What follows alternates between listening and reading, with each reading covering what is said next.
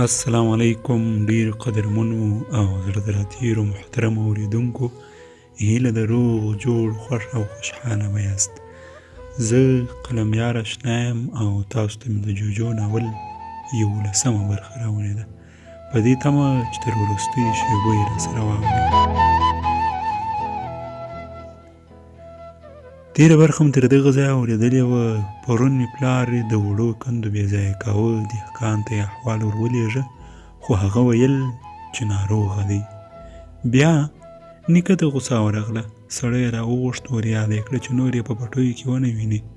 جوجو وویل نو د کندو بې ځایه کول خو د دهقان کار نه دی. د تواب شونډې وخوځېدې. له دهقان سره یې په اوله کې ویلي وو چې بېګار به وړي. واضح یې کړه دلته پر دهقان نور شرطونه هم ایښودل کېږي. د بادار کور ته د غنمو او پروړو وړل، ژرندې د بامونو کاږل. تواب په بیړه ولاړ سو، بیل یې ور واخیست، جوارو ته یې اوښتې اوبه وتړلې. جوجو وویل بېګا ډېر بې خوبه وې. تواب غلی و. جوجو وویل بېګا ناوخته د هغې نجلۍ کور ته لاړم چې په بدو کې یې ورکړه، پوهېږې ځان وژنې. تواب په رډو سترګو ورته وکتل. جوجو وویل نجلۍ د تناره په خونه کې یوازې ناسته وه، کاسې، پیالې، دسترخوان، مالګه، مرچ، هر څه تیته او پاشلې پراته وو. نجلۍ ته مې وکتل، پر مخ یې تورې لیکې ښکارېدلې. نږدې ورغلم، په اوښکو کې یې رانجه ګډ و. د موږک ژړا مې واورېده. په دیوال کې جوړ شوی غار ته ورننوتم. یوه کوچني موږک ژړل. په روڼ پلاستیک کې یې د غنمو د پرتو دانو خواته زورونه وروهل، خو مور یې تر لکۍ ټینګ نیولی و. ماشوم مې په لوږه نه لوړېده. پلاستیک ته مې لاس ور وغځاوه، خو د موږک مور یودم چغه کړه پام! په حیرانۍ مې ورته وکتل. د موږک مور وویل زهر دی. لاس مې راټول کړ. د موږک مور وویل په دې زهرو موږکان وژنې. خاوند مې تېره میاشت همدا د غنمو رنګېدلې دانې وخوړې. شېبه وروسته یې په ګېډه درد سو، سپین نس را واوښت. په خبره کې یې ور ولوېدم نو دا زهر دلته څه کوي؟ د موږک مور وویل لومړی مې زوی تر لکۍ ونیسه. هماغسې مې وکړل. د موږک مور د باندې ووته، خو ماشوم ژړل، زورونه یې وهل او د غنمو دانې یې غوښتې. د موږک مور د وچې ډوډۍ له یوې وړې ټوټې سره بیرته راغله. کوچنی غلی سو، ډوډۍ یې ور واخیسته، کونج ته کرار پرېوت. مور یې وویل مازدیګر مې د نجلۍ چیغې واورېدې. د اور د خونې کړکۍ ته ور وختم. نجلۍ په چوتره کې ناسته وه. په لندو سپینو پیسو پورې یې توره خاوره ښکارېدله. مور یې راغله، د نجلۍ سر یې په خپل ټټر پورې ونیو.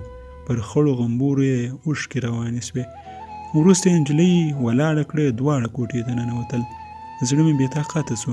د اور له خونې د باندې ووتم. په انګړ کې مې د نجلۍ پلار ولید. خپلې وړې لور ته په غوسه و. ویل یې چې زاڼه چا خبره کړه؟ وړې نجلۍ په وارخطایي وویل چې له ځانې سره کاریز ته تللې وه. دواړو منګي ډک کړل. کور ته د راتګ په حال کې مو د حاجي تور وړه لور ولیده. غوا یې اوبو ته وروستله. زاڼې ته یې وویل چې په بدو کې یې ورکړې. زاڼې چغه کړه. له هوږې منګی ولوېد او د کور خواته یې منډه راواخیسته. د زاڼې پلار یوه شېبه ولاړ و، بیا یې د ابدان چوشکې ته بدنۍ ونیوله او داسې وکړ او له انګړه د باندې ووت. کوټې ته ورغلم. زاڼه پر کټ ناسته وه، سلګۍ یې وهلې. مور یې په خواره خوله وویل قسمت به دې همداسې و. زاڼې یو دم چیغې کړې هغه سړی تر 50 کلونه اوښتی دی، بله ښځه هم لري. د زوی ژړا مې تر غوږ سوه او له هغه ځایه راووتم. موږک غلی سو. ومې ویل ټوله کیسه راته ووایه. موږک چیغه کړه ما! یو دم یې زوی له لکۍ ورکش کړ. ور ومې کتل، د زوی تېره نوکان یې لا په پلاستیک کې بند و. د موږک مور خپل زوی ته پاتې ډوډۍ ونیوله. زوی یې پر وچه ډوډۍ خپل تېره غاښونه ټینګ کړل، خو لا یې هم ګردې وړې سترګې له غنمو نه اړولې. د موږک مور وویل تر ماخوستانه دلته وم، د لوښو کړپا مې واورېده. ورغلم، په سرای کې لاټین بل و. زاڼې ناولې لوښه پرېمینځل. د جارو تر شا پټ سوم. زاڼې ته مې وکتل. په سرو سترګو یې د لاټین رڼا ښکارېدله. وروسته ډک تشت پرېولی لوښي د اور خونې ته یوړل. پسې ورغلم. زاڼې د ټیکري پیڅکې ته ورلوېدلې غوټه خلاصوله. زړه مې خولې ته راغی. دې د موږکانو د زهرو پلاستیکي خلطه پر غولي کېښوده. کښېناسته، د غنمو رنګ سوو دانو ته یې وکتل. یودم یې چیغه کړه: زاڼې! تر ډېرو ژړل وروسته سلګۍ واخیسته، پورته یې وکتل او لاسونه یې لپه کړل. ما یې غږ نه اورېده، خو د نجلۍ شونډې خوځېدلې. د هغې سترګو ته مې وکتل، رانجه یې اوښکې وهلې وه. بیا یې پلاستیکي خلطه ور واخیسته، ورغوی یې د غنمو له دانو ډک کړ، خولې ته یې ور وړ. ناڅاپه کړپ سو، ژر یې ډک ورغوی بیرته په پلاستیکي خلطه کې تش کړ. د باندې ووته، ورغلم، پاکټ مې تر ژۍ ونیو او غار ته مې راکش کړ. له چوترې نرۍ غږ راغلی.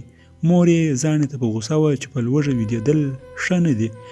د زوی زګیروی مې واورېد. په خوب کې د پزې وړه سره څوکه یوې بلې خوا ته کوله. پوه سوم چې د غنمو بوی پرې لګېدلی و. یو دم پیالې وکړنګېدلې.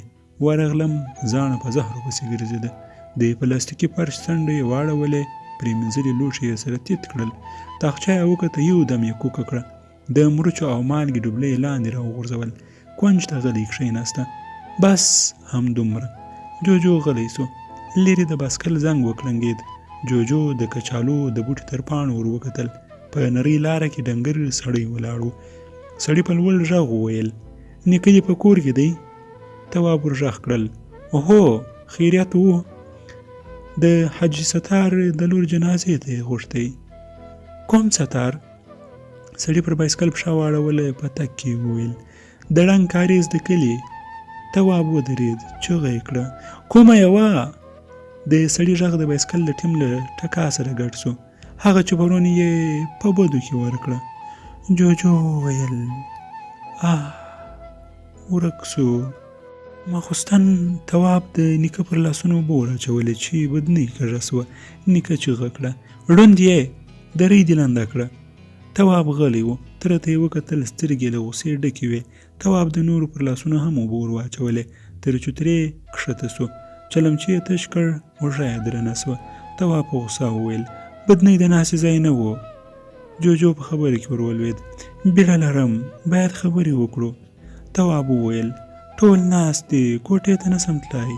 له چوترې د پلار له غوسې ډک غږ راغلی: له ځان سره مه بونګېږه، سمه خبره وکړه.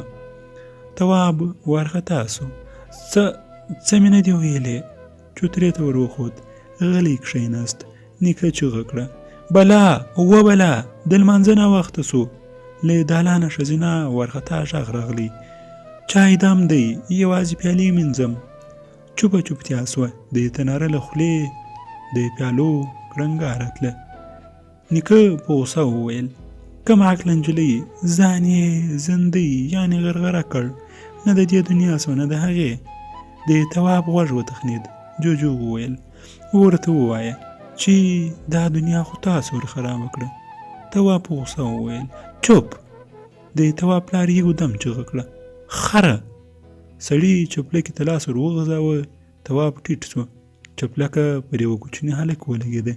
هلک په چیغو د اور خونې ته منډه واخیسته. د تواب پلار لاس ور وغځاوه. تواب یې له شي پښې کش کړ. تواب غبرګې سنګلې خپل مخ ته ونیولې. درنه څپېړه یې غوږ ته سیخه سوه.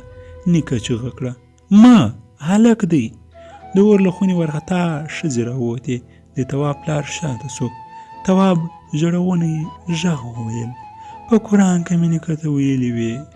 تره یې چیغه کړه: مخ دې تور. ټول واورېدل. تواب منډه واخیسته، کوټې ته لاړ. په تیاره کې غلی کښېناست. د جوجو خواشینی غږ یې واورېد: وبخښه. تواب وسونګېد. جوجو وویل: مه ژاړه، هسې هم خفه یم. تواب چیغه کړه: دا وخت نو د پوښتنې و؟ جوجو وویل: نن شپه ځم. تواب نیغ کښېناست. ولې؟ تحقیق مې خلاص و. بیا به دې ووینم؟ نه سم راتلای، دلته د خوشحالۍ خبره نسته. تر دې ځایه د غږ ماشین هم ښه دی، خو تا زحمت را سره وایست. مننه. جوجو ورک سو. تواب له وچو پاڼو د انګورو څو ژړې دانې ورټولې کړې، خولې ته یې واچولې. د پولې پر سر غلی کښېناست.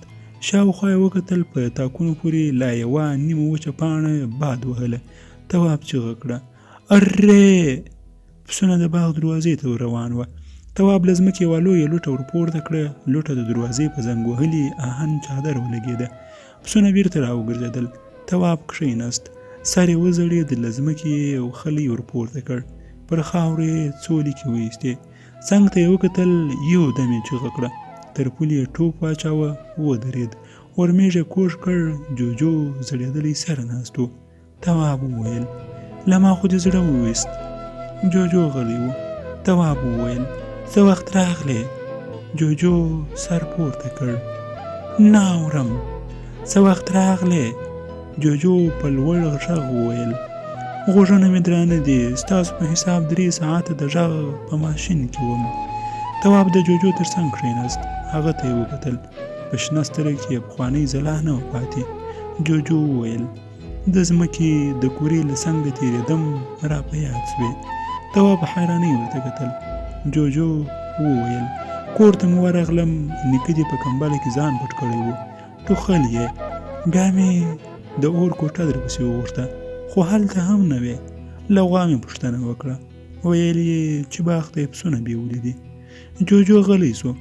په ښي اوږده غوږ کې یې ګوته ننایسته. لاس ته یې ټکان ورکړ. ویې ویل: په 3-4 میاشتو کې لوی بدلون راغلی دی. هغه ولاړ فصلونه، شنې پاڼې، رنګارنګ مرغان، هېڅ هم نسته.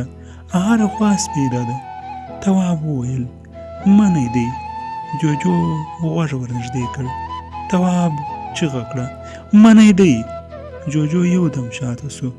ویې ویل: دومره هم نه. غلی کښېناست. ویې ویل: جزا یې راکړه. تواب په حیرانۍ ور وکتل. ولې؟ نه یې منله. ویل یې چې دا هر څه دروغ دی. تواب وویل: څه؟